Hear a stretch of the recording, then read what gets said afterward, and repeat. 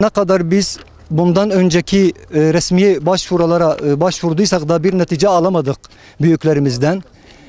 Gerekse belediye, gerekse valilik, gerekse kaymakamlık, bakanlığa mensup olan bu şikayet mercileri henüz bir netice alamadık. 30 dönüm arazi içerisinde kurulmuş bir halı saha, onun akabinde bir utanç beton duvarı, 2,5 metre yükseklik ve 30.000 metre uzunluğunda bir beton duvar örülmüş. Filistin'le İsrail'i aratmıyor şu anda. Mahalle olarak biz bunları yapanlara kınıyoruz.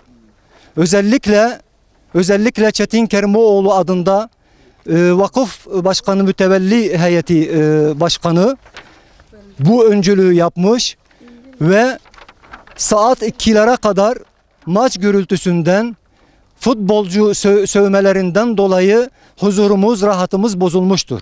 Keza bu meclis kararı, alınan meclis kararında bu utanç beton duvarı yıkımına karar vermiştir.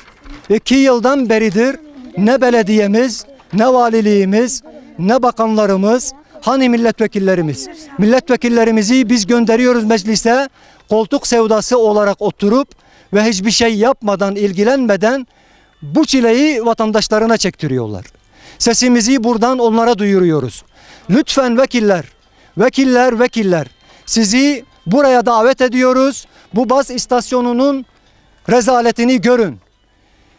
Global olarak 2000 metre doğusu, 2000 metre batısı, 2000 metre kuzeyi, 2000 metre güneyi, toplam globali 8000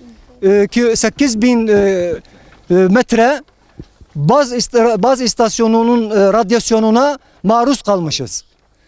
Baz istasyonunun zararları bilinmektedir ki migren, kalp, kanser, ondan sonra cilt kanseri, her türlü hastalığına meydan ve meyil veriyor.